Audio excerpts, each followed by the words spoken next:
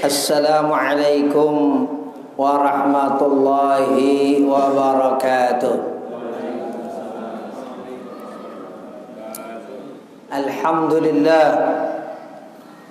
Alhamdulillahilladzi akramana bil Qur'ani was sunnah. Allahumma salli wa sallim ala sayyidina wa nabiyyina wa habibina Muhammadin syafi'il ummah wa ala alihi wa sahbihi al-faizina bidukhulil jannah fi yaumil qiyamah. Amma ba'du. Yang saya hormati Ketua DKM Masjid Baitur Rahim Medlen Tambun Kota Kabupaten Bekasi, Al-Ustaz Haji Abdullah beserta segenap pengurus, para sesepuh, para orang tua, segenap jamaah, bapak-bapak dan ibu-ibu. Mudah-mudahan kita semua pada malam hari ini senantiasa dilimpah curahkan nikmat, rahmat, keberkahan oleh Allah Subhanahu wa taala, dan mudah-mudahan dengan taklim rutin kitab Sunan Tirmidzi di Masjid Medlen Baitur Rahim Tambun Kabupaten Bekasi ini kita diberikan anugerah ilmu yang bermanfaat oleh Allah Subhanahu wa taala. Terlebih dahulu kita buka ta'lim ini dengan Ummul Quran suratul Fatihah. Ala hadhihi niyya wa ala kulli niyatin salihah. Al-Fatihah. A'udzu billahi minasy syaithanir rajim. Bismillahirrahmanirrahim. Alhamdulillahi rabbil alamin. Ar-Rahmanir Rahim. Maliki yaumiddin. Iyyaka na'budu wa iyyaka nasta'in. Ihdinas siratal mustaqim. Siratal ladzina an'amta 'alaihim ghairil maghdubi 'alaihim waladdallin. Amin. Anak, suruh ke depan. Anak.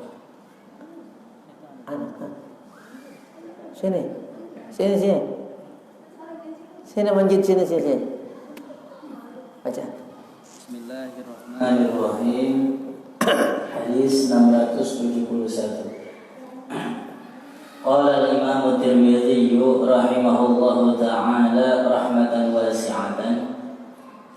Haddatsana Muhammad bin al-Musanna, haddatsana Muhammad bin Ja'far, haddatsana Syu'bah an Amr bin Murrah radhiyallahu anhu qala sami'tu Aba Wa'il yuhaddisu an Aisyah radhiyallahu anha 'an Nabi sallallahu alaihi wasallam wa ala annahu qala idza tasaddaqatil mar'atu min baiti zawjiha kana laha bihi ajrun wa lizawji mislu dzalik wa lil khazini mislu dzalik wa la yanqusu kullu wahidin minhum min ajri sahibihi say'an lahu bima kasaba wa laha bima anfaqat. Qala Abu Isa hadza hadisun hasan. Bismillahirrahmanirrahim. Hadis 671 dalam Sunan Tirmidzi dari Sayyidah Aisyah radhiyallahu anha an Nabi sallallahu alaihi wasallam. Hadis ini meskipun riwayat Imam Tirmidzi, juga hadis ini riwayat Imam Bukhari dan juga riwayat Imam Muslim. Makanya kita lihat hadis ini diriwayatkan oleh Imam Tirmidzi dari guru beliau namanya Muhammad bin Al-Musanna. Jadi Muhammad bin Al-Musanna gurunya Imam Tirmidzi, juga gurunya Imam Bukhari, juga gurunya Imam Muslim. Dan memang hadis ini juga riwayat Imam Bukhari dan juga riwayat Imam Muslim. Jadi hadis ini adalah hadis yang masuk bagian atau kategori muttafaqun alaih. Hadis yang riwayatnya disepakati baik oleh Imam Bukhari dan juga oleh Imam Muslim. Sedikit dari segi sanad. Di mana dalam hadis ini Rasulullah sallallahu alaihi wasallam bersabda, "Idza tasaddaqatil mar'atu min baiti zawjiha," apabila seorang mar'ah, perempuan, maksud perempuan di sini adalah istri. Apabila seorang istri bersedekah, yang sedekah itu berasal dari harta suaminya, maka Nabi berikan satu penjelasan, kana laha bihi ajrun, maka istri atau tak tadi mendapatkan juga ajrun, pahala, meskipun harta itu bukan harta dia, tapi harta suaminya. Dan memang suaminya juga sudah mengizinkan kalau istrinya itu berinfak atau bersedekah dari harta suaminya, meskipun itu harta suaminya, tapi jalan memberi sedekah atau berinfak itu kan dari tangan istrinya. Makanya istrinya juga mendapatkan kemuliaan dari Allah Subhanahu wa taala, diberikan ajrun, ganjaran, diberikan pahala oleh Allah Subhanahu wa taala. Terus suaminya dapat enggak? Walizauji mithlu dzalika. Suaminya juga dapat. Kok dapat? Karena memang yang disedekahkan oleh istrinya itu harta dia. Meskipun bukan dia yang memberi, tapi karena itu sumber yang diberi oleh istri dari hartanya, maka suami juga mendapatkan ajrun, ganjaran, dapat pahala dari Allah Subhanahu wa taala. Bahkan wal khazini mithlu dzalika, bagi orang yang menyimpan. Kalau sekarang ini namanya bendahara. Mungkin ini orang yang cukup harta, kaya harta, mungkin juga punya perusahaan atau punya toko. Dia punya orang kepercayaan yang nyimpen harta dia. Itu namanya khazin. Atau yang khazin ini boleh jadi anaknya yang ada di dalam rumah. Maka yang menyimpan harta dia kemudian diminta oleh istrinya dari harta yang disimpan oleh seseorang, yang itu sumbernya adalah harta suaminya, maka yang khazin, penyimpan harta dari seorang suami, itu juga dapat bagian dari Allah Subhanahu wa taala, ganjarannya. Nah, maka yang nyimpen ini juga penting. Ya. Penting apa? Penting tahu hartanya itu, duitnya itu sama bosnya misalnya dipakai buat apa. Contoh, ada orang punya toko, dia punya karyawan yang dipercaya untuk nyimpen duit toko. Terus suaminya ini atau yang punya toko ini minta duitnya. Sini duit, ya Pak. Dengar sama dia nih. Saya mau beli minuman keras. Maka itu khazin tadi, penyimpan harta tadi, kalau dia diam dapat dosa meskipun bukan duit dia. Kalau dia tidak negor bosnya tadi, bos jangan bos, itu kan khamr haram, itu kan mabuk haram, meskipun dengan resiko dipecat. Nah, minimal dia ingkar hatinya dengan lagu bosnya, minimal itu. Karena takut dipecat, hatinya ya Allah. Itu saya mohon ya Allah, ini gimana ya Allah? Saya nyimpen uang ya bos saya, tapi bos saya kerjaannya maksiat mulu pakai uang ini. Ya Allah, berikan jalan keluar. Nah, gitu. Jangan semua kagak. Mengingkari dengan lisan kagak. Mengingkari dengan hati juga enggak. Jangan sampai semua enggak. Dengan dalil begini, saya cuma nyimpen doang. Bodoh, terserah bos, pakai apa kek? Dosa tuh. Artinya dia hatinya nggak mengingkari namanya. Kan ada hadis Rasulullah SAW riwayat Imam Muslim, man ra'a minkum munkaran falyughayyirhu biyadi, wa in lam yastati' fa bilisani, wa in lam yastati' fa biqalbi, wa dzalika adhaful iman. Orang yang melihat kemungkaran, kalau dia bisa mengubah kemungkaran dengan tangannya, lakukan dengan tangannya. Tangan itu bisa juga tangan beneran, bisa juga tangan itu maksudnya cermin kekuasaan, cermin kebijakan. Kalau seorang penguasa di lingkungan wilayah seperti ini, RW, RT, lakukan dengan kebijakan dia. Nggak boleh di wilayah saya ada jualan minuman keras.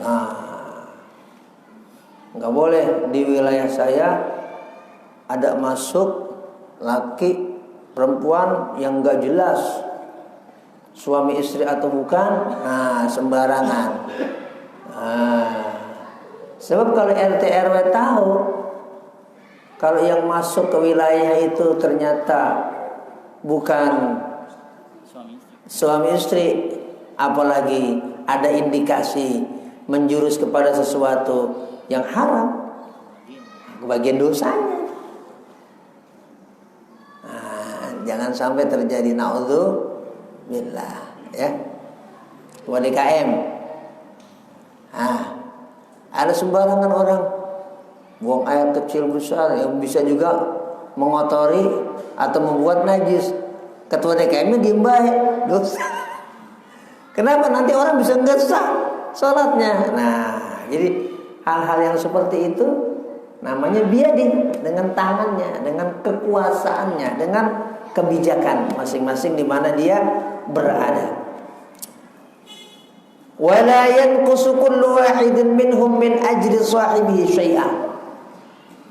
Dan pahala masing-masing dari suami, masing-masing dari khazin, penyimpan harta, meskipun dia tidak mensodakokan harta itu secara langsung, lewat tadi diberikannya lewat tangan istrinya, maka dia pun dapat pahala yang sama dengan yang Allah berikan kepada istri tadi, tanpa berkurang sama sekali. Lahu bima kasaba, suami mendapatkan ganjaran pahala sesuai kasabah. Yang tadi harta itu dia dapat dari mana dan dengan cara apa dapat. Walaha bima anfaqat, dan seorang istri dapat ganjaran pahala sesuai dengan apa yang dia infakkan dari harta tersebut. Baca terus. Bismillahirrahmanirrahim. Wa qala al-Imam at-Tirmidzi rahimahullahu ta'ala rahmatan wasi'atan. Haddatsana Mahmud bin Ghailan, haddatsana al-Mu'ammal an Sufyan an Mansur an Abi Wa'il an Mansur an Masruq an Aisyah radhiyallahu anha qalat qala Rasulullah sallallahu alaihi wasallam idza a'tatil mar'atu min baiti zawjiha bi tibin nafsin ghairu mufsiyatin kana laha mislu ajrihi laha ma nawaz hasanan wa lil khazini mislu dzalik. Qala Abu Hamzah hadza haditsun hasanun sahihun wa hadza asahhu min hadis Amr bin Murrah an Abi Wa'il. Masih riwayat Sayyidah Aisyah radhiyallahu anha juga, ini hadisnya diriwayatkan oleh Imam Bukhari. Masih dari Sayyidah Aisyah radhiyallahu anha. Dan bunyi hadisnya senada dengan yang tadi di nomor 671. Ada yang ada yang khusus dalam hadis ini di nomor 672. Pahala Allah berikan kepada seorang istri yang berinfak, yang mengeluarkan sedekah tadi dengan dua kriteria. Pertama, bi nafsin. Tib artinya baik. Nafsin jiwa, maksudnya apa? Niatnya. Ini seorang istri mengeluarkan infak sedekah dari harta suaminya. Tapi kalau tujuan dia pamer dengan infak tadi, maka istri tadi nggak dapat apa-apa, suaminya dapat, dia mah kagak. Nah itu, dia nggak dapat, suaminya dapat. Jadi syaratnya pertama adalah beauty binafsin, landasan jiwa yang baik. Maksudnya apa? Ikhlas. Bukan ingin pamer kalau dia punya uang. Tuh, gue mah kata bini, bisa infak pada siapapun. Enggak kayak, nah orang kadang gitu, enggak kayak dia no, bininya si Anu. Nah, duitnya doang banyak, pelit. Lah infak jangan membawa orang. Nah, itu, kita harus beritahu bini kita, infak aja, jangan bawa orang, maksudnya jadi jelekin orang lain.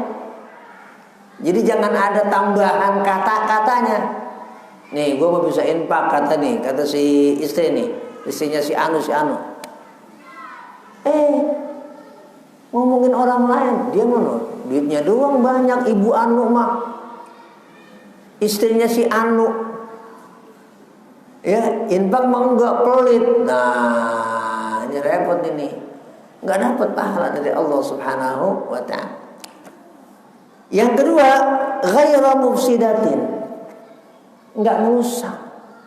Artinya apa? Harta tadi betul-betul tepat sasaran diberikannya, dikeluarkan tepat sasaran, bukan untuk hal-hal yang tidak ada manfaatnya secara syar'i, secara agama, secara Islam, dalam takaran Allah Subhanahu wa ta'ala. Jangan sampai mufsidah, rusak tuh maksudnya nggak ada manfaatnya, nggak ada gunanya. Dikeluarkan dengan alasan infak sedekah, buat toko minuman keras misalnya gitu, gratis. Ya, ini mah nggak benar, kita mufsidah, merusak. Nah, tapi kalau kemudian harta ini distribusinya, dikeluarkannya untuk hal-hal yang bermanfaat, yang berguna, kemudian dilandasi dengan hati yang tulus, dengan ikhlas, maka istri itu meskipun bukan harta dia dan atas seizin suaminya, atas maklum suaminya, maka diberikan pahala oleh Allah Subhanahu wa ta'ala. Nabi sabdakan, laha ma nawat hasanah. Laha bagi wanita tadi ma nawat, apa yang dia niatkan, hasanan, baik niatnya. Yang dikeluarkan juga sasarannya tepat. Nah, maka ini mendapatkan pahala dari Allah Subhanahu wa ta'ala. Lanjutan. Iya. Bismillahirrahmanirrahim. Babu ma jaa fi fi shadaqatil fitri. Ya. Hadis 673. Qala al-Imam Tirmidzi rahimahullahu ta'ala rahmatan wasi'atan. Haddatsana Mahmud bin Ghailan wa haddatsana Waqi'un an Sufyan an Zaid bin Aslam an Iyad bin Abdillah an Abi Sa'id radhiyallahu an al-Khudri kunna nukhriju zakat al-fitri idh kana fina Rasulullah sallallahu alaihi wasallam sa'an min ta'amin aw sa'an min sa'irin aw sa'an min tamrin aw sa'an min zabidin aw sa'an min aqidin falam nazal nukhrijuhu hatta qadima Muawiyah al-Madinata fatakallama fakana fima kallama bihi an-nasa inni la ara muddaini min samra'is sami ta'dilu sa'an min tamrin. Qala fa'akhadha an-nasu bidzalika. Qala Abu Sa'id fala azalu ukhrijuhu kama kuntu ukhrijuhu. Jamaah yang dimuliakan oleh Allah Subhanahu wa taala, sebenarnya kajian Sunan Tirmidzi yang kita bahas bulanan sekali sekarang ini saya sampaikan secara praktis sebenarnya Ustaz Abdullah. Sebenarnya terkait dengan kajian Sunan Tirmidzi itu banyak yang nggak saya sampaikan terkait dengan ilmu hadis. Takutnya ya tadi jamaah cuman melongok doang, terus kelihatannya untuk manfaat secara masyarakat kurang. Kalau secara ilmiah iya, tapi itu kan kajian kampus. Misalnya di sini ada sanad nih, anak-anak yang saya bisa sampaikan di Masjid Islamic Center atau Masjid Agung. Di sini nggak saya sampaikan.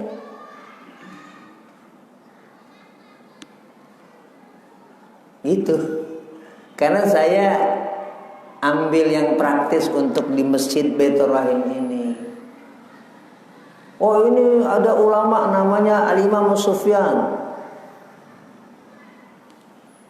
Ibnu Uyainah, ulama dari Mekah, asal Kufah, lahir tahun 107 Hijriah, wafat di Mekah tahun 198 Hijriah. Ini beliau pakar hadis besar, guru dari Imam Syafi'i, temannya Imam Malik, sampai Imam Syafi'i bilang, laula Malik wa Sufyan la dhahaba ilmul Hijaz. Kalau bukan karena Imam Malik dan Imam Sufyan Ibnu Uyainah, ilmu hadis ini akan hilang. Bla bla bla bla bla. Nggak saya terangin. Jadi banyak yang saya nggak terangin, jadi praktis aja lah. Oh, ini ada riwayat di sini wa fil bab an Abi Hurairah wa Abdullah bin Umar. Wah, hadis ini juga di samping riwayat Sayyidah Aisyah, juga riwayat sahabat Abu Hurairah, juga riwayat sahabat Abdullah bin Umar bin Khattab radhiyallahu anhuma. Beliau meriwayatkan ada di kitab Sunan Ibnu Majah. Abdullah bin Umar ada meriwayatkan hadis di dalam Sahih Muslim. Bla bla bla bla. Jadi banyak hal yang tidak saya sampaikan ya, terkait dengan banyak sekali di dalam Sunan Tirmidzi tadi. Jadi saya memilih yang praktis ya. Ini maksudnya ini maksudnya ini. Kalaupun ada tambahan, itu juga yang sifatnya praktis juga. Ya. Ya mudah-mudahan meskipun praktis tidak saya perluas penjelasannya, bisa bermanfaat buat kita semua. Sahabat Abu Sa'id Al-Khudri radhiyallahu anhu meriwayatkan, kunna nukhriju zakat al-fitri idh kana fina Rasulullah sallallahu alaihi wasallam. kami mengeluarkan zakat fitrah di saat Rasulullah SAW masih berada di tengah-tengah kami. Zakat fitrah yang kami keluarkan, kata sahabat, ya, berupa so'an min ta'amin. Satu so' berupa ta'am, maksudnya makanan pokok yang ada di Madinah Al-Munawwarah. Itu apa? Au so'an min sya'irin, berupa satu so' gandum. Au so'an min tamrin, atau satu tok tamar kurma. Au so'an min zabibin, atau satu so'. Jadi ada gandum basah, ada gandum kering. Au so'an min aqid, atau satu so' dari al-qamhi, juga berupa gandum tapi yang sudah dijemur. Falam nazal nukhrijuhu hatta qadima Muawiyatu al-Madinata. Dan kami tetap mengeluarkan yang biasa kami keluarkan di zaman Rasulullah SAW, so'an min tamrin wa so'an min sya'irin, satu so' kurma dan satu so' gandum dengan segala jenisnya. Sampai kemudian sahabat Muawiyah bin Abi Sufyan datang ke kota Madinah, maksudnya setelah wafatnya Rasulullah SAW dan setelah berlalunya masa khulafa ar-rasyidin atau al-khulafa ar-rasyidun. Fatakallama fakana fima takallama bihin nasa. Kemudian beliau menyampaikan apa yang beliau sampaikan di depan banyak orang. Inni la'ara muddaini min samra'is syami ta'dilu so'an min tamrin. Jadi ini bicara soal takaran dan ukuran. Jadi kalau zaman kita sekarang kilogram, gram, kayak gitu, ya.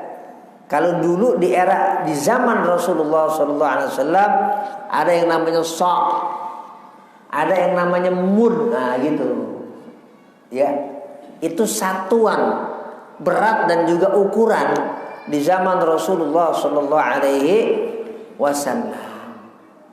Di sini nggak disebutin beras, gabah, nggak ada. Zakat yang kita keluarkan apa? Beras atau uang. Hadisnya beras nggak ada, uang nggak ada, Den. Apakah riwayat Imam Tirmidzi? Apa riwayat Imam Bukhari? Atau riwayat Imam Muslim? Enggak ada. Bunyinya farada Rasulullah sallallahu alaihi wasallam zakatul fitri sa'an min ruzzin. Enggak ada. Rasulullah mewajibkan zakat fitrah yang harus dikeluarkan berupa beras, enggak ada. Enggak ada teksnya. Apa? Enggak ada redaksinya. Kalau dalam bahasa hadis enggak ada matanya, enggak ada bunyinya. Tapi kok Ustaz Salam ngeluarinnya beras? Ayo. Kok ngeluarinnya juga beras? Pak Guru Narim juga beras? Atau duit dah?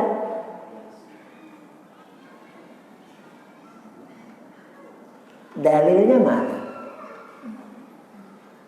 Contohnya mana dari Rasulullah?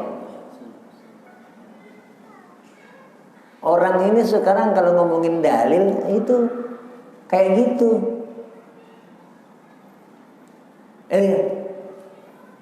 Kayak yang lagi rame ini. Ya. Siapa tuh? Datang ujuk-ujuk dari Arab Saudi ngomongin Fatihah, nyalain orang lagi.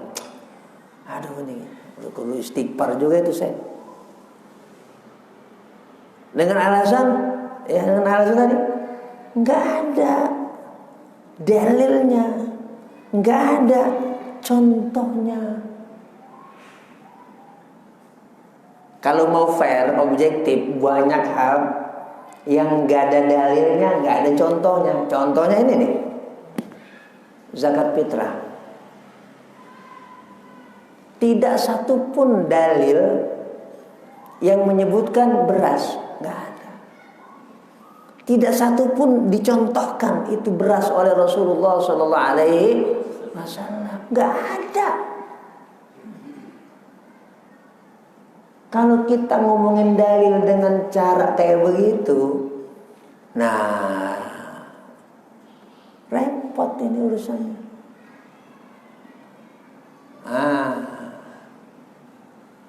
Ya.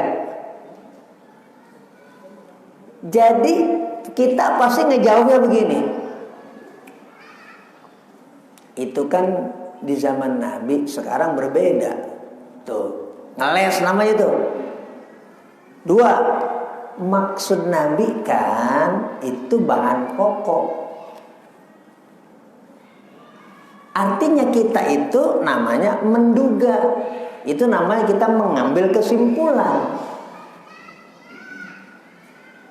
Artinya kita mengamalkan beras dan duit itu bukan bunyi hadis, bukan redaksi hadis, tapi kesimpulan dari hadis, namanya kontekstual. Paham ya? Namanya analisa hadis, namanya kesimpulan dari hadis, namanya saripati dari hadis. Itu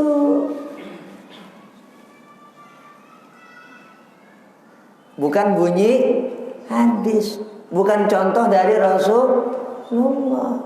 Jadi yang namanya dalil itu bukan sekedar bunyi. Bunyi ayat Quran, ya, bunyi hadis Rasulullah, teksnya nggak kayak gitu, ya. Kalau nggak ada bunyinya, kita mahamin dalil. Dalil itu apa sih? Bunyi, kan salah. Sekolah di mana itu? Ini ngomongin ilmu ya, ilmiah. Ya, orang sekolah di Azhar Mesir, di kampus Ummul Qura, Mekah, Madinah, sampai di Maroko no. Sekolahannya Ustaz Abdul Somad. Ya. Enggak ada kayak orang memahami dalil seperti itu. Ya. Enggak ada. Oh, teks aja, Qur'annya, hadisnya repot. Contoh ini saya megang tasbih ini. Wah, Jamulil, enti tuh min ahlil bid'ah. Megang tasbih itu enti Saulin itu Hindu itu udah. Yang pakai tasbih gede. Itu bukan orang Islam. Iya. Sekarang mau saya tanya, ini masjid ada kubahnya enggak? Hah? Ada. Dari mana tuh ada kubah itu? Hah? Ini masjid ada kubahnya nih. Ini kalau ini kan masih kecil loh. Itu mah bid'ah paling gede itu. Kenapa arsitektur masjid dengan adanya kubah itu bukan Islam sama sekali? Itu adopsi arsitektur Bizantium, Romawi Timur, bangunan-bangunan gereja. Ini kan bukan khilafiyah, bukan kunut. Ini pasti. Belum lagi itu ada menara. Rasulullah itu bikin masjid kotak. Ya, nggak ada ini kayak begini nih. Nih, mihrab. Model begini. Kotakan. Jadi yang namanya mihrab itu enggak kecoakan begini. Udah kotak di depan ini. Enggak dibikin kotak kayak begini nih. Bangunan masjid itu udah ngadopsi peradaban lain. Bizantium dan juga Persia. Gimana tuh jadinya dah? Kita bongkar ini besok masjid ini. Kita bongkar masjid Baitul Rahim, kok Masjidil Haram kita bongkar tuh Masjid Nabawi.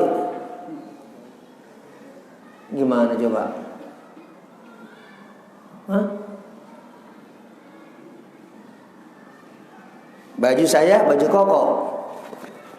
Orang bilang baju koko ini baju takwa. Dari mana baju takwa ini? Ini kan baju kalau mau ke kelenteng, yang pakai Jet Li apa? Kita mengadopsi baju Tionghoa ini, sehingga kita makainya ke masjid. Ini namanya mengadopsi budaya. Ini kan baju orang Tionghoa. Nih, baju koko nih. Kita nyebutnya baju Muslim. Tapi kita nggak menyadari itu. Giliran yang ini kita bilang bid'ah, yang ini secara tidak sadar kita ya terima-terima aja. Tapi kita memang nggak menyadari banyak hal yang terkait dengan tadi. Makanya saya kaget itu. Saya lihat videonya itu saya kaget. Waduh, repot ini. Ya. Ya mudah-mudahan ke depan tambah baik lah. Yang nggak perlu dikomentarin, ya masuk Indonesia jangan dikomentarin. Apaan sih? Emang di Indonesia nggak ada orang alim apa? Iya nggak? Emang orang Indonesia nggak ada yang ngerti hadis apa? Jangan-jangan, ya lebih banyak hafalan orang Indonesia. Nah, itu kayak kita nggak punya orang yang hafal banyak hadis. Itu. Nah itu terkait. Ini buktinya hadis ini. Ini hadis ini. Ini kan bukan cuma riwayat Imam Tirmidzi, tapi juga riwayat Imam Bukhari, juga riwayat Imam Muslim. Zakat fitrah dikeluarkan, beras nggak ada, duit juga nggak ada. Gimana kalau besok kita ngeluarinnya pakai korma aja sama gandum udah? Itu. Jadi kita ngeluarin kenapa? Jadi kita ngeluarin beras itu kok boleh? Kok itu sesuai sunnah? Namanya analisa hadis. Bukan bunyi hadis, analisa hadis. Kesimpulan dari hadis. Teksnya, bunyinya, redaksinya enggak begitu dan enggak ada. Oh, berdasarkan analisa hadis tadi tuh. Nabi kan bilang wajibin zakat fitrah itu pakai korma, pakai gandum, karena makanan orang Arab yaitu gitu. Nabi nggak akan bilang keluarkan itu 1 kilo jengkol. Nah, itu namanya kita mengambil kesimpulan dari hadis. Nah, jadi banyak hal yang kita lakukan itu adalah kesimpulan dari hadis. Bukan mana dalilnya. Kalau kita mana dalilnya, itu selain kita minta bunyi hadisnya mana. Mana dalilnya kalau ini tasbih itu dari sesuai, tidak menyalahi sunnah? Kasih dalil. Nah, saya minta dalil lagi. Mana dalilnya kalau masjid itu kan ini kan alat. Ini kan alat. Itu juga sarana. Mana dalilnya kalau bangun masjid itu pakai kubah, terus pakai menara. Nah, ini mana dalilnya kalau baju koko itu baju Muslim?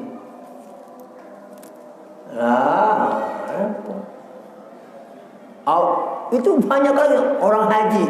Orang haji sekarang nih kalau ngelontar itu temboknya ada 15 meter. Zaman Nabi cuma apa namanya itu? Apa sih itu? Buletan zaman Nabi. Sekarang tembok ada 15 meter. Mana dalilnya? Sholat, puasa, zakat, haji, itu aja kalau kita mau cari dalilnya puyeng malah kita. Mana dalilnya itu? Orang sholat taraweh habis taraweh kan katanya sholat malam. Ya sholat malam. Nabi melakukan sholat malam itu selama beliau hidup 3 hari. Itu lewat dari tengah malam. Kapan Nabi melakukan qiyam Ramadan itu habis Isya? Kapan? Terus Nabi melakukannya cuma 3 malam. Lah kita tiap malam. Udah besok di sini 3 malam aja. Mana dalilnya? Dalilnya mana? Kalau kita ngomongin dalil, bunyinya nggak ada. Kita kembali kepada perbuatan yang dilakukan oleh Sayyidina Umar bin Khattab. Kita kembali kepada kesepakatan para sahabat Rasulullah Sallallahu Alaihi Wasallam. Namanya ijma. Gitu. Ya. Namanya ijma. Tadi itu beras, ya. Padahal awalnya kurma sama gandum, namanya kias.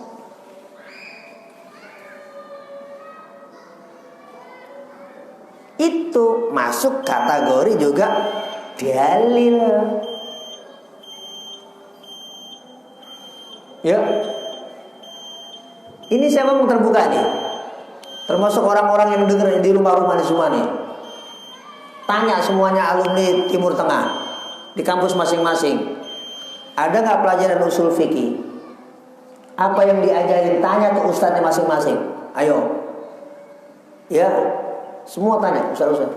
Yang suara ini dengar di rumah-rumah, nguping, tapi nggak masuk sekolah, nggak masuk masjid ini. Tanya guru-gurunya masing-masing. Di Timur Tengah ada nggak pelajaran di kampus sebetulnya dari mulai ya Maroko sampai Mesir, Mekah, Madinah, ada nggak mata kuliah usul fikih? Tanya, ada nggak diajarin Quran, hadis, ijma, qiyas? Kalau nggak ada, berhenti saya ngajar di sini. Tanyain, ya ustaz-ustaznya tanyain, ya. Di semua kampus Timur Tengah ada nggak pelajaran mata kuliah usul fikih? Itu di situ ada nggak kajian Quran, hadis, ijma, qiyas?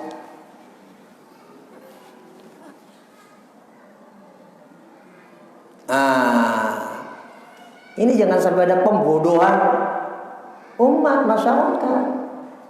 Kata orang Bekasi digor-goroin. Biar melek gitu. Ini zaman informasi yang terbuka. Nggak boleh ada diumpet-umpetin.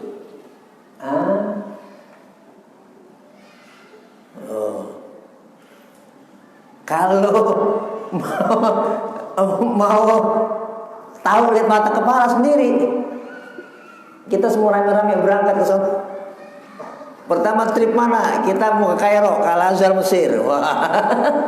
Ya. Ayo kita umroh plus Mesir. Umroh plus Mesir. Mesir mana kita enggak cuma mau ke Sphinx melihat apa namanya itu? Piramid. Kita mau ke kampus. Kita bertanya tuh apa namanya fakultas.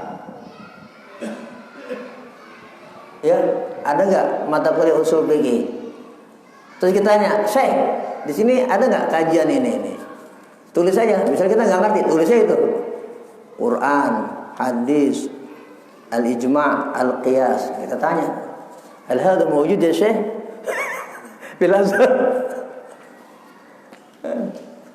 Kalau kita bilang, Syekh ada bid'ah, dibilang itu sama Syekh di Azhar, anta majnun, kamu tuh nih gila. Ya. Al-Fatihah. A'udzu billahi minasyaitonir rajim. Bismillahirrahmanirrahim. Alhamdulillahirabbil alamin arrahmanir rahim maliki yaumiddin.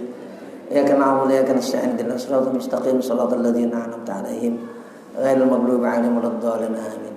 Bismillahirrahmanirrahim. Astaghfirullahaladzim. Lakal hamdu ya ma'bud. Allahumma shalli wa sallim ala sayyidina Muhammadin wa ala Allahumma ighfir lana wa liwalidina wa limasyayikhina wa li jami'il muslimina wal muslimat wal mu'minina wal mu'minat al ahya'i minhum wal amwat. Allahumma aslih dhata bainina, Allahumma alif baina qulubina. Rabbana atina min ladunka rahmah wa hayyi lana min amrina rasyada. Rabbana atina fid dunya hasanah wa fil akhirati hasanah wa qina adzabannar. Wa sallallahu ala sayyidina Muhammadin wa ala alihi wa sahbihi wasallam. Alhamdulillah rabbil alamin.